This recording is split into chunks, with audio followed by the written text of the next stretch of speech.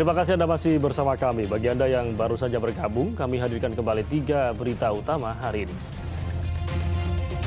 Bencana tanah bergerak di Ciamis terus meluas dan membesar, bahkan area perbukitan terbelah hingga ambles. Polda Jawa Barat mengkonfirmasi bila mobil Fortuner yang menabrak mobil mikrobus di Tol MBZ adalah milik pejabat utama Polda Jawa Barat. Menikmati sensasi kuliner asal Lembang, Kabupaten Bandung Barat, sambal bakar stroberi yang segar, gurih, dan asam pedas.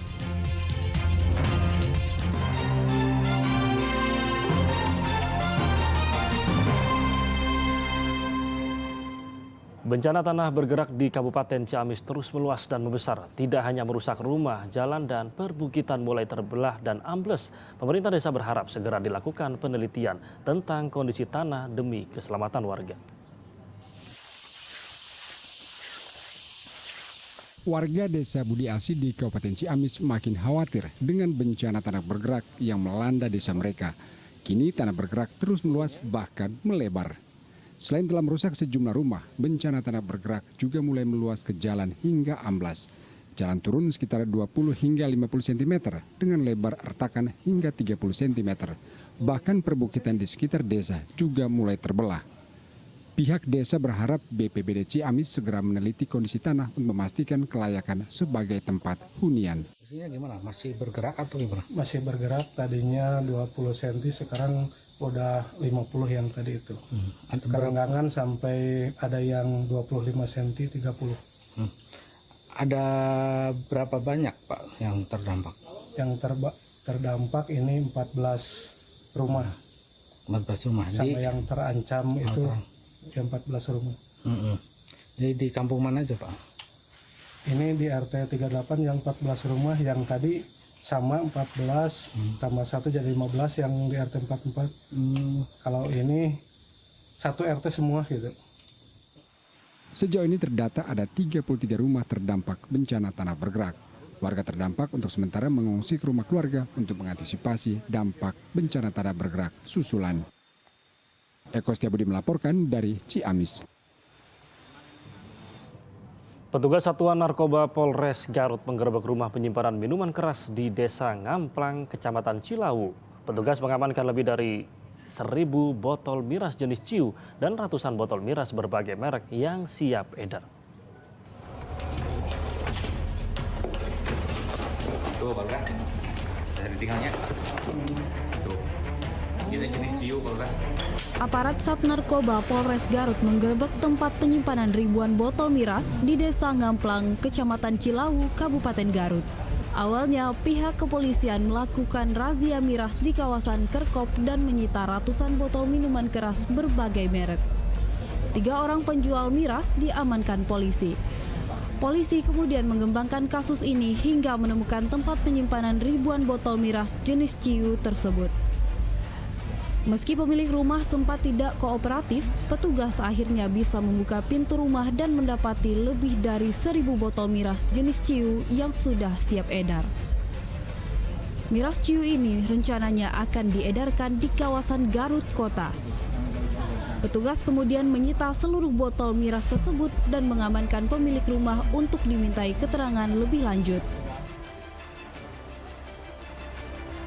Lalu dari kami melakukan penyitaan atau penangkapan para pelaku penjual miras yang di daerah Kerkop. Di sana kami temukan ada sekitar 398 botol baik pabrikan maupun tradisional. Salah satunya adalah jenis minuman beralkohol ciu. Dari sana kita kembangkan, ternyata dia ada gudangnya di daerah Cilawu, Desa Ngamplang. Di sana kami melakukan penyitaan sebanyak 1.480 botol. Miras ciu merupakan campuran fermentasi dari tape dengan alkohol. Eko Setiabudi melaporkan dari Garut. Seorang pria tega membakar mobil serta rumah mantan istrinya di Kecamatan Raja Galuh, Kabupaten Majalengka, Selasa petang. Perbuatan tersebut terekam kamera pengawas. Polisi masih menyelidiki motif pelaku.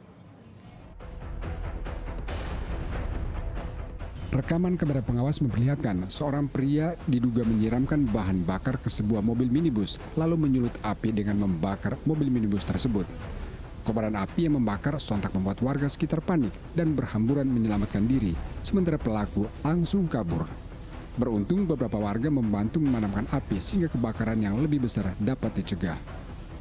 Pembakaran mobil itu terjadi di depan minimarket di kawasan Cipinang, Kecamatan Raja Galuh, Majalengka pada Selasa petang. Pelaku pembakaran diduga merupakan mantan suami korban. Tak puas membakar mobil, pelaku juga membakar rumah korban yang berada di Desa Kumbung di Kecamatan Raja Galuh. Korban melaporkan peristiwa tersebut kepada Polsek Raja Galuh. Korban mengaku takut karena sebelumnya mantan suaminya mengancam akan menyiramkan air keras. Awal-awalnya sih dia neror, katanya di mana. Saya kan mau ngapain? Dia katanya saya pengen ketemu sebentar aja, kan saya udah diancam. Udah diancam mau dibanjur katanya muka lu sama air keras. Kan saya takut ya. Sementara perangkat desa Kumbung membenarkan pembakaran rumah dilakukan oleh mantan suami korban. Meski api tak membakar seluruh bagian rumah, namun kebakaran sempat membuat warga panik. Sebelum membakar rumah tuh membakar mobil dulu di Cipinang. Mobil korban. Oh, mobil korban, Pak. Setelah itu? Setelah itu langsung ke Kumbung membakar rumahnya, Pak. Membakar rumahnya. Itu warga sekitar nggak merasa curiga kan? Nggak ada, Pak. Nggak ada curiga mau ngebakar rumah. Kasus ini masih ditangani oleh Polsek Raja Galuh. Korban dan keluarga berharap pelaku segera ditangkap. Agung Gunawan melaporkan dari Majalengka. Ya, Menteri Pariwisata dan Ekonomi Kreatif Sandiaga Uno meminta pelaku pungli di lokasi wisata Curug Ciburial, Kabupaten Bogor ditindak tegas. Pihaknya meminta Dinas Pariwisata untuk menggandeng Satgas Saber Pungli agar pungli di tempat wisata tidak kembali terulang. Video pelaku pungli kepada wisatawan di Curug Ciburial, Kabupaten Bogor yang viral beberapa waktu lalu mendapat tanggapan dari Menteri Pariwisata dan Ekonomi Kreatif Sandiaga Uno. Sandiaga meminta pelaku pungli mendapat sanksi tegas agar kejadian serupa tidak kembali terulang. Sandiaga juga mendorong Dinas Pariwisata setempat untuk menggandeng Satgas Saber Pungli untuk memberantas praktik tersebut. Selain sanksi sosial, Sandiaga juga mendorong agar pelaku pungli diberikan hukuman dengan menanam pohon atau membersihkan sungai. Kedepan, Kementerian Pariwisata telah menyiapkan langkah mitigasi berupa sosialisasi dan edukasi kepada warga untuk mencegah praktek pungli di tempat wisata. Kita sudah berkoordinasi sama Dinas Pariwisata Jawa Barat maupun Kabupaten Bogor, karena ini yang kemarin Curug Ciburial saya ingin apresiasi ditangani dengan cepat dan pelakunya sendiri sudah diberikan efek jera, telah meminta permohonan maaf, tapi ini tidak boleh terulang kembali. Nah, oleh karena itu kita menyiapkan langkah-langkah mitigasi, apalagi sekarang wisata di Jawa Barat ini sekarang lagi naik daun banget, berkaitan dengan kegemaran para wisatawan Gen Z, termasuk anak saya Sulaiman itu mengunjungi curug-curug yang banyak sekali jumlahnya di Jawa Barat, terutama di Bogor dan sekitarnya.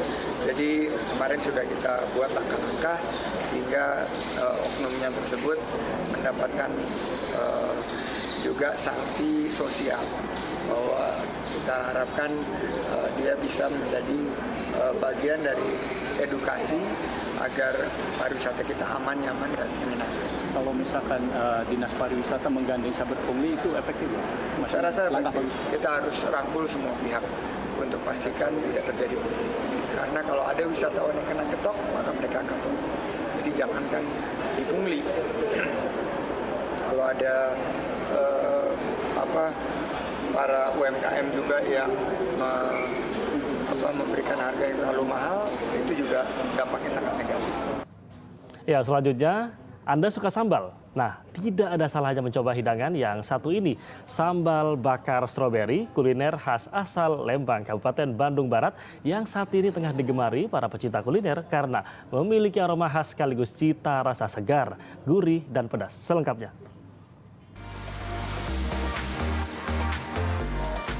Segar, gurih, asam pedas menggoda selera. Inilah sambal bakar stroberi. Kuliner yang menjadi ciri khas asal Lembang, Kabupaten Bandung Barat. Buah segar stroberi yang dipetik langsung dari kebun tentu saja akan memberikan kesegaran sambal bakar stroberi dengan cita rasa dan sensasi bagi penikmat saat disajikan nasi serta lauk pauk yang dihidangkan. Berlokasi di Bukit Stroberi, Jalan Raya Cibogo, Kecamatan Lembang, sambal bakar stroberi ini menjadi menu favorit pengunjung. Bahan dasar dan cara pembuatannya pun cukup sederhana.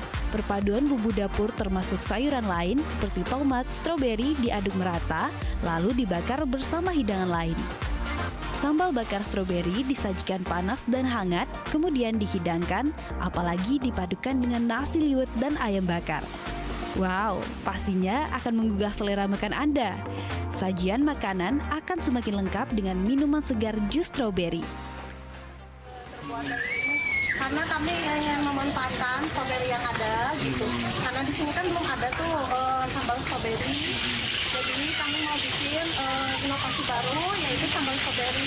Yang bahannya ada tomat, ada cabai, ada juga bawang merah, bawang putih dan stroberinya. Perkiraan kalau dari 1 kilo sambal itu seperempatnya stroberinya. Nggak terlalu pedes ya, kalau untuk yang nggak suka pedes juga ini lumayan banget gitu. Dan nggak, kalau buat aku sih ini enak, pedesnya pas, terus bebeknya juga nggak nggak keras gitu. Terus? Dan yang lucunya tuh kayak ada stroberinya gitu, aku baru banget nih makan sambal ada stroberinya. Terus rasanya gimana? Enak sih, jadi rasa yang baru buat aku dan enak. Apa yang membedakannya? Rasanya jadinya ada pedas, asam dan manis, terus enak. Ini baru nyobain di sini atau di tempat lain ada gimana?